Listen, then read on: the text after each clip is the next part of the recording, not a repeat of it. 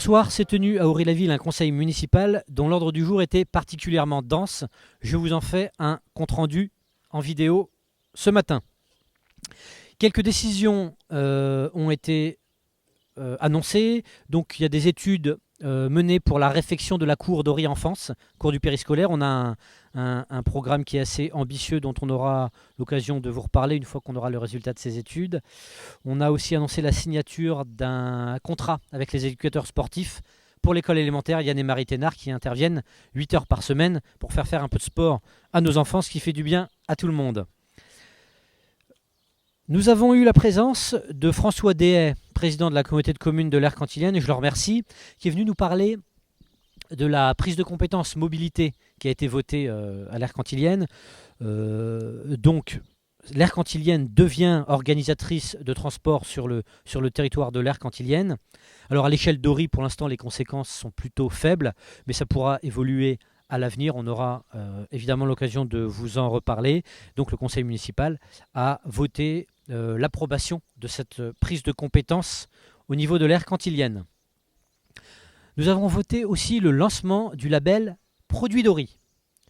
C'est un projet qui nous tient particulièrement à cœur. Ce label a pour objet de promouvoir l'artisanat et le savoir-faire aurygeois et la consommation locale. On croit au circuit court, on a envie de mener des actions dans ce sens. L'objectif, c'est que nos producteurs puissent avoir de la visibilité et puis l'objet, c'est de mettre en avant leurs produits et leur savoir-faire. Donc on a voté hier soir la charte qui permet aux producteurs d'adhérer au label. On aura l'occasion de vous en reparler très prochainement. On a également signé les principes d'une convention avec Aury Enfance. L'idée, c'est de cadrer les relations entre la municipalité d'une part et Aury Enfance d'autre part. Pour rappel, Aury Enfance gère le périscolaire, la halte garderie et la cantine de la maternelle, de l'école maternelle. Alors, c'est un fonctionnement qui est assez unique dans le secteur, puisqu'il y a 3 parties impliquées: l'association Aury Enfance, la municipalité d'Aury-la-Ville et le CSR de la Morlaix, Centre social rural. Donc c'est ces 3 parties qui travaillent ensemble. L'association Aury Enfance existe pour des raisons historiques et son équilibre financier est fragile. Donc les mesures que nous prenons sont prises pour assurer sa pérennité conformément à nos engagements de campagne. Donc on a essentiellement voté une convention d'occupation des salles à titre gracieux pour donner un petit peu d'air aux finances d'Aury Enfance. Il y a une nouveauté concernant la halte garderie que je suis heureux de vous annoncer. C'est pour ça que j'ai souhaité faire ce compte-rendu en vidéo devant les locaux de la halte garderie. Ça fait longtemps, ça fait quelques années qu'on attendait ça. Désormais, les horaires, à partir de la rentrée de septembre, les horaires de la halte garderie vont être élargis. D'abord, ça sera ouvert du lundi au vendredi, mercredi compris. Et ce sera ouvert plus tôt et plus tard, de 7h30 le matin à 18h30 le soir. Aujourd'hui, c'était 8h30, 17h30. Ce n'était pas forcément évident pour tous les parents. Je sais que beaucoup de parents attendaient ces nouveaux horaires. Donc, je suis heureux de pouvoir vous annoncer ce nouveau service à partir de septembre 2021. Et je tiens à remercier toutes les équipes d'Aury Enfance, donc les équipes de gestion et d'animation, et puis évidemment le CSR de la Morlaix. C'est un vrai changement à partir de la rentrée, ce qui va rendre service à beaucoup d'Aurygeois. Nous avons signé une convention avec le Ciné d'Aury.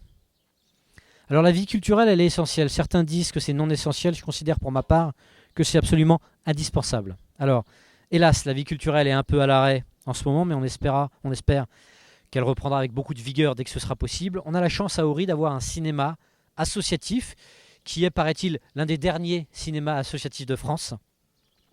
Et il se trouve que ce cinéma offre une scène et des équipements de qualité. Donc l'objet de la convention que nous signons avec le Ciné d'Aury, c'est de réserver pour la municipalité une dizaine de journées dans l'année. Donc on réserve les locaux 10 fois par an pour qu'on puisse y organiser des événements de toutes sortes, des concerts, du théâtre, des conférences, un ciné-débat. Et puis on a un projet d'un festival de cinéma. On aura l'occasion de vous en reparler. Voilà, cette convention avec le Ciné d'Aury, c'est à la fois un moyen de développer la vie culturelle à Aury et puis de soutenir notre cinéma. J'en profite pour remercier tous les bénévoles du Ciné d'Aury. On passe à la partie finance. Alors, quelques chiffres sur l'année 2020. Je ne vais pas vous assommer de chiffres, mais c'était une année assez atypique. En 2020, il y a eu un changement de municipalité et puis il y a le Covid évidemment qui a affecté tous les postes de notre budget. On a un résultat de fonctionnement de 516 000 euros qui est légèrement meilleur qu'escompté. On a un résultat d'investissement en déficit de 393 000 euros qui est moins bon qu'escompté. On a en trésorerie 2 millions d'euros et on a une dette qui s'élève à 3,8 millions d'euros. On a prévu de rembourser en 2021 800 000 euros. Ça fait un endettement qui est à peu près équivalent à 8 années de résultats de fonctionnement, ce qui est plutôt raisonnable. Pour le budget 2021, donc on prévoit des dépenses de fonctionnement en augmentation, ce qui est normal puisque c'est essentiellement l'espace culturel qui est gourmand en coûts, évidemment, ça c'est nouveau. On aura des recettes qui sont à peu près équivalentes à celles de l'année 2020. Alors les recettes risquent d'augmenter dans les années à venir avec les nouveaux logements. Donc pour l'instant, on doit se serrer la ceinture en attendant. Donc on prévoit logiquement une baisse du résultat de fonctionnement, une baisse de la trésorerie qui nous permettra de financer une partie de l'investissement et donc, je l'ai dit, une baisse de l'endettement. Concernant la fiscalité, il n'y aura pas d'augmentation. Alors c'est une période où les finances sont sous tension, on le savait. La pression se relâchera certainement en 2023 quand l'assiette fiscale s'élargira avec les nouveaux logements qui commenceront donc à payer ces taxes. Donc on a souhaité, nous, malgré la période sous tension, ne pas augmenter la fiscalité. C'est pour ça que les impôts ne bougent pas. C'est un choix politique. On choisit de faire avec les ressources qui sont les nôtres et d'adapter nos dépenses aux recettes et non pas d'augmenter les recettes pour pouvoir dépenser plus. Voilà. Donc vous pouvez compter sur nous. Alors ça implique évidemment cette vision des arbitrages douloureux, mais c'est à mon avis la base d'une gestion responsable des deniers publics. Voilà, donc nous avons voté le budget. Nous avons également voté la subvention au CCAS d'un montant de 24 280 euros. Permet d'aider ceux d'entre nous qui en ont le plus besoin. Subvention aux associations. Je tiens à remercier Daniel Andor, premier adjoint, qui a mené un travail de collecte des besoins de toutes les associations, qui a épluché tout ça avec l'aide de la commission association. Alors, je ne vais pas vous donner le détail, mais on a globalement maintenu l'enveloppe globale des subventions. Ça a nécessité quelques ajustements par rapport à l'année dernière, parce qu'en fait, de nombreuses associations n'ont pas pu exercer dans de bonnes conditions. Mais tout le monde a joué le jeu, alors c'est important pour nous de soutenir et d'encourager la vie associative et les bénévoles. Nos bénévoles, on le dit régulièrement, mais c'est jamais assez, c'est l'âme du village. C'est un lien social et dans cette période interminable où le lien social est abîmé, je tenais à leur témoigner tout notre soutien. Merci les bénévoles, tenez bon. On aura besoin de vous très bientôt. Un autre sujet important dont je voulais vous parler, c'est la pause méridienne. C'est un vrai sujet. Il y a des problèmes de discipline récurrents sur le temps de la pause méridienne, que ce soit dans le réfectoire, sur le trajet qui amène les enfants au réfectoire, à la cantine, ou dans la cour de l'école élémentaire. Alors, problème de discipline des enfants, donc on a fait plusieurs choses. Dans un premier temps, on a augmenté le nombre de personnes au service de la cantine. On est passé au service à table plutôt qu'en self-service pour gagner du temps et de la place à la cantine. Et ce qu'on a voté hier, c'est une action à plusieurs niveaux. Alors d'abord, on souhaite avoir des échanges plus réguliers avec les parents, des échanges plus transparents. On a, pour faire simple, une exigence de discipline accrue envers les enfants, d'une part.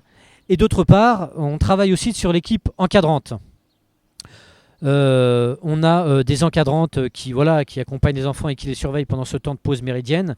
Donc on a souhaité réorganiser cette équipe. Donc on a voté hier l'embauche d'une responsable. C'est une responsable qui était déjà présente mais qui avait un contrat précaire. On a souhaité l'embaucher pour lui donner la pleine mesure et tous les moyens d'exercer ses responsabilités. Et puis on souhaite aussi organiser des séances de formation pour les encadrantes de manière à être toujours plus efficace. Voilà, on a une exigence de présence accrue à la fois pour ces encadrantes et puis pour le personnel de cantine où on a embauché de manière à faire en sorte que ce temps de pause méridienne se passe de manière la plus harmonieuse possible. Et puis dernier sujet, c'est la modification du PLU, plan de local d'urbanisme. Alors, on entame des démarches pour modifier notre PLU. Vous le savez, notre objectif, c'est de préserver notre cadre de vie et notre environnement. Alors, dans notre document d'urbanisme actuel, on a identifié quelques points qui mériteraient une attention particulière. Alors, s'ouvre à partir d'aujourd'hui une phase de concertation, une démarche de concertation qui est ouverte à tous les Origeois. Et l'objectif, c'est de déboucher sur un document modifié dans quelques mois pour préserver toujours plus notre environnement, lutter contre le béton, préserver notre cadre de vie et puis aussi pouvoir permettre à des activités de maraîchage de se développer. Je pense notamment à la champignonnière, qui a des projets de développement qu'on a envie d'accompagner, et également un projet de maraîchage sur le terrain des pâturages. Donc voilà l'objectif de cette modification de PLU. On aura l'occasion de vous reparler de tout ça. Voilà ce qui s'est dit au conseil municipal hier. Un autre sujet qui concerne la vie de notre village, c'est que nous avons eu la disparition ces derniers jours de Léon Cochet, qui a été conseiller municipal, qui a été adjoint pendant des années et qui est parti quelques mois après sa femme. Et Daniel Deilly, qui a vécu très longtemps à Ory, qui était un amoureux d'Ory, du patrimoine, du Picard, qui parlait Picard couramment et qui aimait parler Picard avec nous et promouvoir ses cultures. Il est mort dans son village d'Hérissart, dans la Somme, au milieu de ses pommiers. C'est ce qu'il souhaitait. Donc de là où ils sont aujourd'hui, je les salue et nous avons tenu une minute de silence hier pour leur rendre hommage. Voilà le compte-rendu du conseil municipal et puis ce qui se passe un petit peu dans notre village. Je vous remercie de votre attention et je me tiens avec tous les services de la commune et tous les élus à votre disposition pour toutes les questions que vous pourriez avoir. Merci.